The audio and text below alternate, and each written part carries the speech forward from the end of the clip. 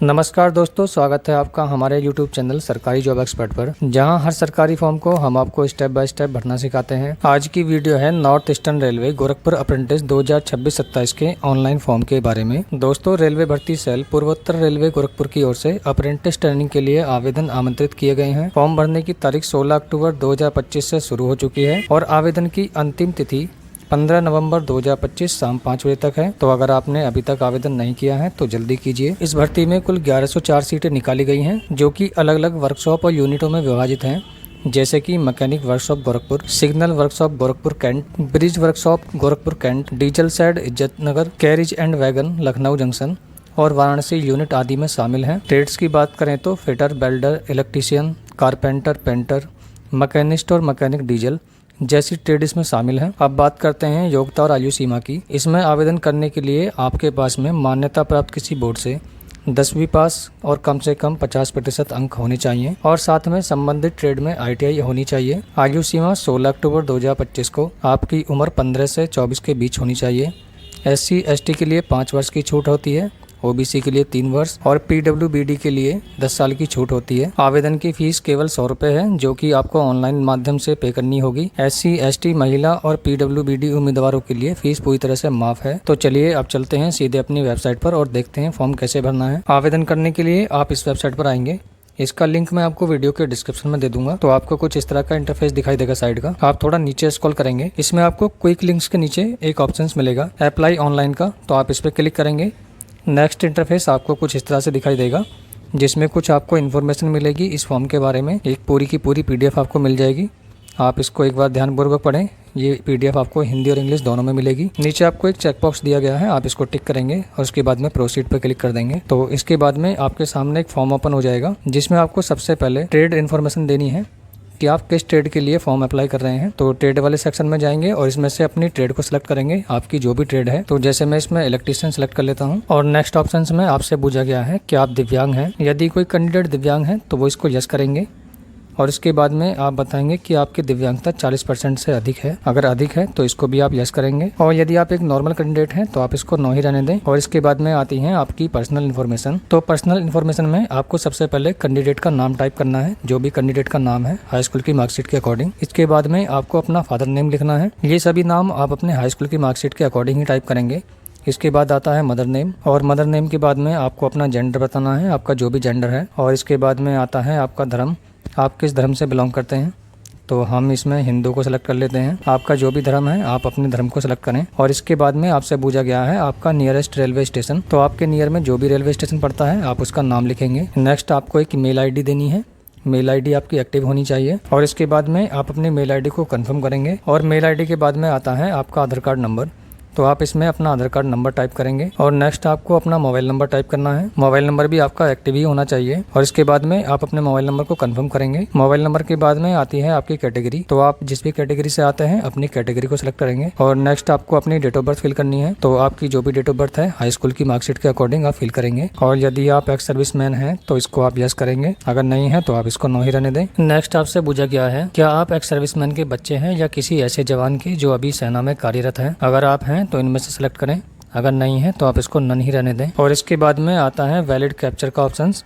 तो आपको नीचे एक कैप्चर मिलेगा, आप इस कैप्चर को बॉक्स में टाइप करेंगे और कैप्चर को टाइप करने के बाद में आप कंटिन्यू पर क्लिक करेंगे। तो आप इसको एक बार चेक कर लें आपने जो भी एंट्री फिल की है। और इसके बाद में नीचे स्क्रॉल करें, नीचे आपको 2 ऑप्शंस मिलेंगे। अगर आपको इसमें कुछ एडिट करना है तो आप नीचे वाले ऑप्शंस को सिलेक्ट करेंगे, I need to make change to my application. और अगर आपको फॉर्म सबमिट करना है, आपको कुछ चेंज नहीं करना है, तो आप ऊपर वाले ऑप्शंस को सिलेक्ट करेंगे, I verify that all information provide is correct and complete. और इसके बाद में सबमिट एप्लीकेशन पे क्लिक करके फॉर्म को सबमिट कर देंगे। नेक्स्ट इंटरफेस आपको कुछ इस तरह से दिखाई देगा। तो इसमें आपको रजिस्ट्रेशन नंबर, पासवर्ड आपको मिल जाएगा, आप इसको नोट करके रख लें और ये 25 सेकंड में आपका पेज रीडायरेक्ट हो जाएगा। तो मेरे केस में 25 सेकंड पहले ही पूरे हो गए, तो इसलिए ये ऑटोमेटिक रीडायरेक्ट हो गया है लॉगिन पेज पर। कंटिन्यू पर क्लिक करते ही आपका फॉर्म प्रीव्यू हो जाएगा। अगर आप किसी वजह से अपने रजिस्ट्रेशन और पासवर्ड को नोट नहीं कर पाते हैं तो आपका रजिस्ट्रेशन और पासवर्ड आपको आपकी मेल ID पर मिल जाएगा। तो आप इसमें अपना रजिस्ट्रेशन नंबर और पासवर्ड डाल के इसको लॉगिन कर लेंगे। तो इसमें आप सबसे पहले अपना एप्लीकेशन नंबर टाइप करेंगे और उसके बाद में अपनी डेट ऑफ बर्थ, क्योंकि पासवर्ड आपका डेट ऑफ बर्थ ही होती है। तो आप डेट ऑफ बर्थ को टाइप करें बिना किसी सिंबल के और इसके बाद में आप कैप्चर को फिल करेंगे और इसके बाद लॉगिन पे क्लिक करके आप इसे लॉगिन कर लेंगे। अब जैसे ही आप लॉगिन होंगे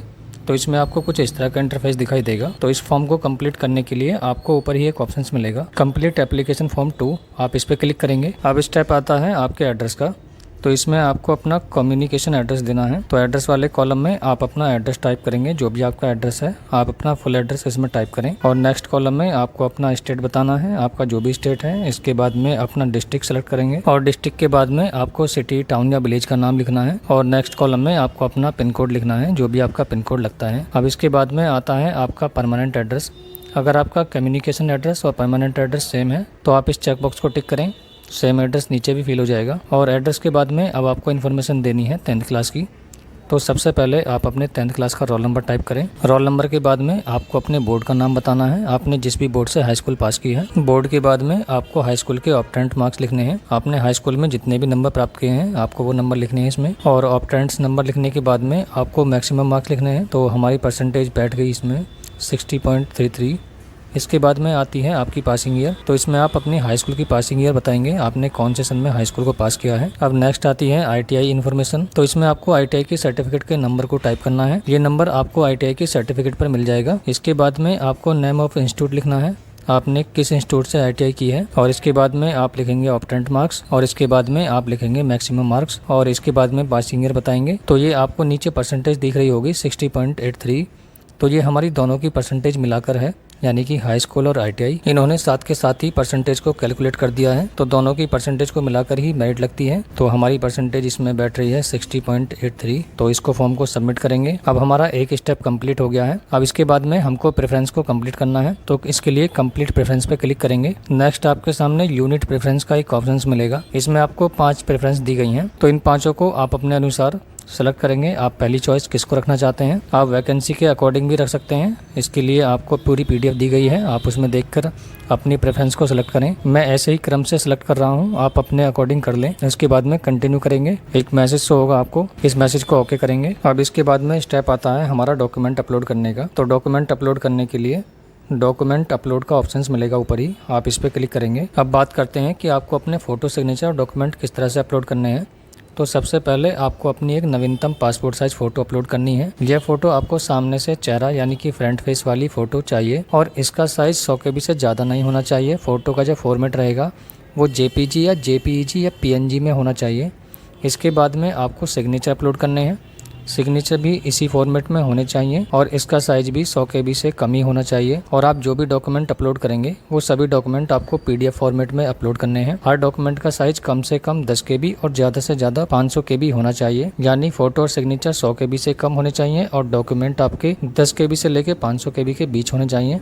तो अपलोड करने से पहले फाइल साइज को जरूर चेक कर लें ताकि आपका फॉर्म बिना किसी एरर के सबमिट हो जाए। तो पहले हम फोटो और सिग्नेचर अपलोड करेंगे। फोटो और सिग्नेचर अपलोड करने के बाद में नेक्स्ट डॉक्यूमेंट आपको अपलोड करना है हाई स्कूल की मार्कशीट और इसके बाद में आपको ITI का सर्टिफिकेट अपलोड करना है। और यदि आपने अपना फॉर्म SC, ST, OBC या EWS से भरा है तो आपको अपना सर्टिफिकेट भी अपलोड करना होगा। ये सभी डॉक्यूमेंट अपलोड करने के बाद में नीचे आपको एक डिक्लेरेशन मिलेगी, आप इसको टिक करेंगे और इसके बाद में अपलोड डॉक्यूमेंट पर क्लिक करेंगे। डॉक्यूमेंट अपलोड होने में कुछ सेकंड का टाइम लगेगा। तो हमारे डॉक्यूमेंट अपलोड हो गए हैं, ऊपर आपको लिखा हुआ मिलेगा document has been uploaded successfully. तो ये फॉर्म हमारा कंप्लीट हो गया है। इसके बाद में हमको इसका प्रिंट आउट लेना है। तो प्रिंट आउट लेने के लिए आपको ऊपर ही एक ऑप्शन मिलेगा एप्लीकेशन प्रिंट का, आप इस पे क्लिक करेंगे। नेक्स्ट ऑप्शंस आपको कुछ इस तरह से दिखाई देगा, इसमें भी आप प्रिंट एप्लीकेशन पे क्लिक करेंगे तो ये हमारा फॉर्म ओपन होकर आ जाएगा। आप इसका प्रिंट आउट लेके रख लें या इसको PDF में सेव कर लें। नीचे आपको डाउनलोड टू PDF का ऑप्शन मिलेगा, आप इसको PDF में सेव कर सकते हैं। तो दोस्तों उम्मीद है कि ये वीडियो आपके लिए मददगार साबित हुई होगी। अगर आपको जानकारी अच्छी लगी हो तो कृपया वीडियो को लाइक करें, अपने दोस्तों के साथ में शेयर करें ताकि वे भी इसका फायदा उठा सकें। अगर आप पहली बार हमारे चैनल पर आए हैं तो चैनल को सब्सक्राइब करें और बेल आइकन को दबाएं ताकि हम जब भी कोई नई जानकारी डालें उसका नोटिफिकेशन सीधा आपको मिल सके। हम हमेशा कोशिश करते हैं कि आपको हर सरकारी अपडेट, फॉर्म भरने की पूरी प्रक्रिया और जरूरी डॉक्यूमेंट की जानकारी सही और आसान भाषा में समझा सकें। तो मिलते हैं अगली वीडियो में किसी नई भर्ती के साथ में।